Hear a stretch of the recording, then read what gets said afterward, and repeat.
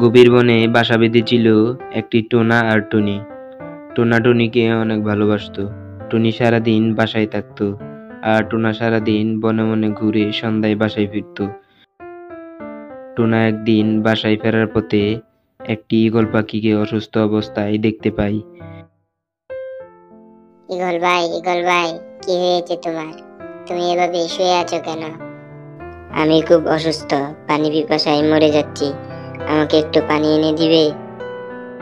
আচ্ছা ঈগল ভাই, একটু ধৈর্য ধরো, অপেক্ষা করো, আমি তোমার জন্য পানি নিয়ে আসছি।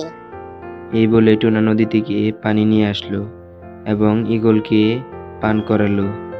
তারপর ঈগল কিছুটা সুস্থ হয়ে দাঁড়ালো এবং টোনাকে বলল, টোনা, আজকে তুমি আমার যে উপকার করলে, আমি কোনোদিন সেই উপকার ভুলবো না। এই বনের ভিতর যদি তোমার কখনো সমস্যা হয়, তুমি অবশ্যই আমাকে বলবে।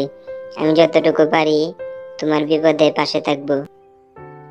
ঠিক আছে ঈগল ভাই, তাহলে আমি যাই। টোনা সেখান থেকে বিদায় নিয়ে বাসার উদ্দেশ্যে রওনা দিল। বাসায় এসে দেখে টুনি তো ভীষণ রেগে আছে। কি খবর টুনি, তুমি রেগে আছো কেন? রাগ করবো না, তুমি আসতে এত দেরি করলে কেন? আমি তো ইচ্ছা করে দেরি করিনি। বাসায় ফেরার সময় দেখি একটি অসুস্থ ঈগল পানি পিপাসায় কাতরাচ্ছিল। আমি নদী থেকে পানি এনে তাকে পান করিয়েছি। আর ঈগল ভাই আমাকে বলেছে এই বনে কোনোদিন বিপদে পড়লে তাকে বলার জন্য, সে আমাদের সহযোগিতা করবে। তাহলে শোনো, আমার মাথায় একটা বুদ্ধি এসেছে। কাক আমাদেরকে হুমকি দামকি দিয়ে আমার ডিম নিয়ে চলে যায়। আমি মা হতে পারি না। চলো আমরা ঈগল ভাই এর কাছে আমাদের এই সমস্যার কথা বলি। যদি ঈগল ভাই একটা শাস্তি দেয়, তাহলে হয়তো কাক কখনো আমাদের ডিম আর নেবে না এবং আমাদের মামা হওয়ার স্বপ্ন আমাদের পূরণ হবে। ঠিক বলেছে টুনি।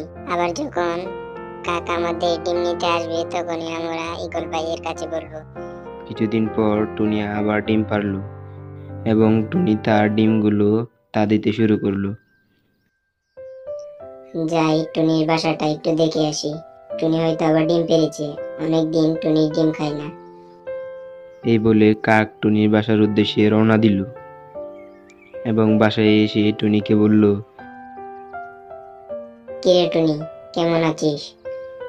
তুই তো আবার ডিম পেড়েছিস, দে ডিমগুলো দিয়ে দে, আমি খাবো। আমার পেটে অনেক ক্ষুধা, নয়তো তোকে খেয়ে ফেলবো। দে ডিমগুলো। দেখো কাক ভাই, তুমি অনেকবার আমাদের ডিম নিয়ে খেয়েছো, আর নিও না। আমার মা হওয়ার অনেক শখ। আমার অনেক খিদে পেয়েছে, অনেকদিন হয়ে গেল তোর ডিম খাই না। টুনি ডিমগুলো দিয়ে দে, নয়তো আমি তোকেই খেয়ে নিব। তারপর টুনি অনেক ভয় পেয়ে গেল এবং তার ডিমগুলো কাককে দিয়ে দিল। কাক তার ডিমগুলো নিয়ে বাসায় চলে গেল। সন্ধ্যায় টোনা বাসায় ফিরে দেখে টুনির মন অনেক খারাপ। কি খবর টুনি, তুমি মন খারাপ করে বসে আছো কেন? আর আমাদের ডিমগুলো কোথায়? দুষ্ট কাক আজ আবার এসেছিল, আমাকে ভয় দেখিয়ে সে আমাদের ডিমগুলো নিয়ে চলে গেছে। আজ কাকের একটা বিট করেই ছাড়বো। চলো আমরা ঈগল ভাইয়ের কাছে যাই, দেখি ঈগল ভাই আমাদের কোনো সহযোগিতা করে কিনা। তারপর টোনা টুনি মিলে ঈগলের বাসার উদ্দেশ্যে রওনা দিল এবং ঈগলের বাসায় গিয়ে ঈগলকে সব খুলে বলল। পরে তারা ঈগলকে নিয়ে কাকের বাসায় গেল। কি খবর ঈগল ভাই, কি মনে করে এই গরিবের বাসায়? ভালো মন্দ পরে বলবো, আগে বল টুনটুনির ডিমগুলো কোথায়? কেন নেছিস? টুনা টুনির ডিম, ওদের ডিমগুলো ফেরত দিয়ে দে।